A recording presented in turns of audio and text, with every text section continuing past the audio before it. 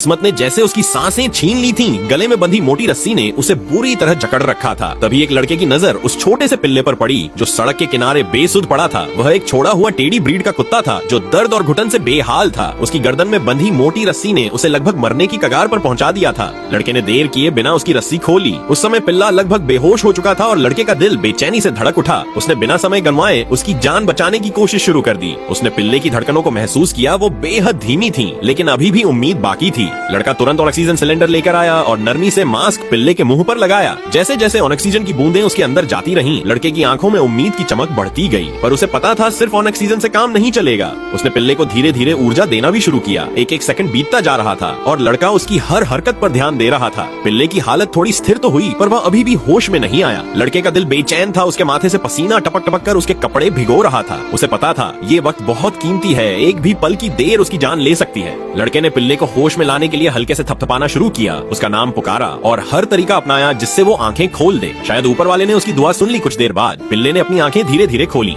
हालांकि अब वह जाग चुका था, पर उसका शरीर बहुत कमजोर था। लड़का अब भी उसे लेकर सतर्क था। उसने उसे गोद में लिया, प्यार से सहलाया और उसे गर्माहट दी। फिर उसे एक छोटा सा टुकड़ा स्वादिष्ट हॉट डॉग खिलाया, जिसे पिल्ले ने थोड़ी हिचक के बाद खा लिया। उसके चेहरे पर पहली बार तसल्ली की झलक दिखी।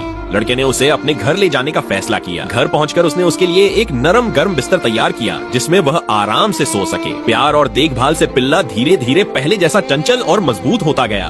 अब वह छोटा टेढ़ी उस घर में रह रहा है जहाँ सिर्फ प्यार है, सुरक्षा है, अपनापन है। अब उसे कभी अकेला नहीं छोड़ा जाएगा। अब वह कभी डर के साए में नहीं जिएगा। उसके लिए नया जीवन शुरू हो चुका है, एक ऐसा जीवन जिसमें हर दिन प्यार और खुशी से भरा होगा।